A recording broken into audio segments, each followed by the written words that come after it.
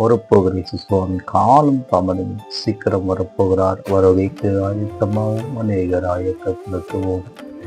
நீதிமொழிகள் 29வது அதிகாரம் 15வது வசனம்.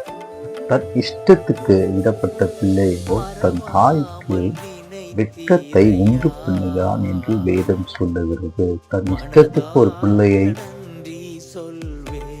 வளர்த்தால் அது வருங்காலங்களில் தன் தாய்க்கு, தகப்பனுக்கு, வீட்டுக்கு, சொந்த பந்தங்களுக்கு வெட்கத்தை உண்டு பண்ணும் காரியம் அந்த பிள்ளை கொண்டு வருமாம். அல்லேலூயா. உங்க கண்ட்ரோல்ல நீங்க பிள்ளைகளை வச்சுக்கனாக்கா வளரும் காலங்களில பிள்ளை மூலியமா உங்களுக்கு வெட்கம் உண்டாகிற காரியங்கள் கொண்டு வந்து நிற்க வைத்துவார்கள். ஜாக்கிரதை. தன் இஷ்டத்துக்கு பிள்ளை கையில் மொபைலை கொடுத்துறது, பிள்ளை அழுகுதுன்னு சொல்லிட்டு காசு கொடுத்துறது, பிள்ளை படிக்கிறா இல்லையான்னு சொல்லிட்டு இஷ்டத்துக்கு விட்டுறது, யார் கூட பிள்ளை சேருதுன்னு சொல்லிட்டு கவனிக்காம இஷ்டத்துக்கு விட்டுறது, இப்படியாப்பட்ட காரியங்கள் தன் பிள்ளை எடுத்து விடுகிறது. பிள்ளைக்கு செல்லம் கொடுத்து அடிக்காம விட்டுறது. வேதம் சொல்லுகிறது, பெரும்பை கையாளதவன் தன் பிள்ளையை நரகத்துக்கு நேராக நடத்துகிறான். பெரும்பை கையாளணுமா? வேதம் சொல்லுகிறது, பிள்ளையினால் அடிக்கணும். 10 வயசுக்குள்ளாகவே தன் பிள்ளையை அடித்து தன்னுடைய கண்ட்ரோல்ல கொண்டு வரணும். அல்லேலூயா.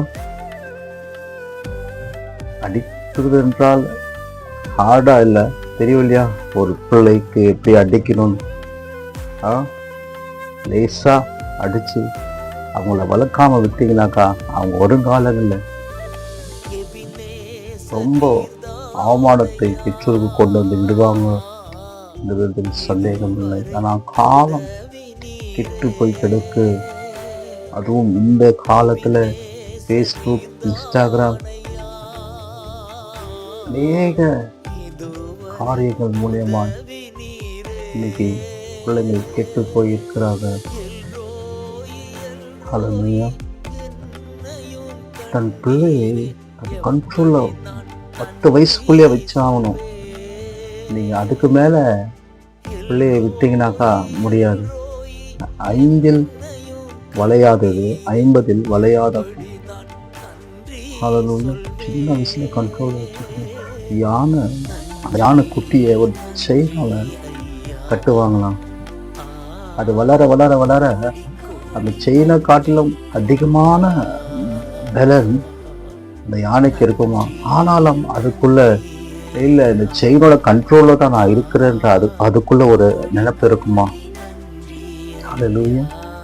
அதே போலதான் நீங்க உலக பாவத்தோட கண்ட்ரோல்ல போகாதபடிக்கு நீங்க பரிசுத்தமான கண்ட்ரோலை கொண்டு வந்துடணும். அவனுக்கு பாவம் செய்யற அந்த பலன் இருந்தும் அந்த பாவம் அவனை மேற்கொள்ளாதபடிக்கு நீங்க அந்த ஒழுக்கம், பரிசுத்தம், உண்மை, சத்தியத்துல வளர்த்தீங்கன்னாக்கா அந்த பாவம் என்ற வல்லமைக்குள்ள போய் அவன் மாட்டிக்க மாட்டான். ஸோ நீங்க கண்ட்ரோல் பண்றது 10 வயசுக்குள்ளாகவே நீங்க கண்ட்ரோல் பண்ணி உங்க கண்ட்ரோலை வச்சீங்கன்னாக்கா வளரும்போது அந்த பிள்ளை தாய்க்கும், தகப்பனுக்கும், சமுதாயத்துக்கும் ஒரு நல்ல பிள்ளையாய் வளருவான் என்பதில் சந்தேகமே இல்லை. முக்கியமாய் பிள்ளைங்க கையில மொபைலை கொடுத்துடாதீங்க. இன்னைக்கு 99% பாவமும் மொபைல்ல தான் இருக்கு. ஜாக்கிரதை. சினிமாவை பார்க்க விட்டுறாதீங்க.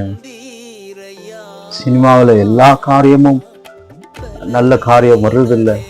அவங்க சினிமாவை பணம் சம்பாதிக்க என்ன காரியம் வேணாலும் இன்னைக்கு சினிமாவில் விட இருக்கிறாங்க. ஆனால் பிள்ளைய பார்க்க விட்டுறாதீங்க. அது ஒழுக்கத்தை கொண்டு வராது. ஜாக்கிரதை. பிள்ளை நல்ல படிப்பு, நல்ல ஒழுக்கம், நல்ல டிசிப்ளின், எப்படி பெரியவங்களை மதிக்கிறது, எப்படி பெரியவங்களுக்கு வாங்க போங்க அப்படின்னு சின்ன வயசுலேருந்தே ட்ரெயின் பண்ணி அவங்களுக்கு சொல்லி கொடுக்கறது. ஸோ நல்ல காரியங்கள் நீங்கள் சொல்லிக் கொடுக்கும் போது எதை விதைக்கிறீங்களோ அதை அறுப்பீர்கள் என்று சொல்லுவது. நீங்கள் நல்லதை விதைச்சிங்கன்னா நல்லதை அறுப்பீங்க. ஸோ பிள்ளை வளர்க்குறதுல ரொம்ப ஜாக்கிரதையாக இருங்க. கண்டிப்பாக அது உங்களுக்கு சமாதானத்தையும் உங்களுக்கு ஆசீர்வாதத்தையும் கொண்டு வரும். அல்லேலூயா.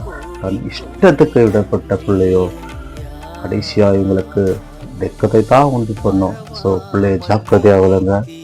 கர்த்தர் உங்களை ஆசீர்வதிப்பாராக. Praise the Lord.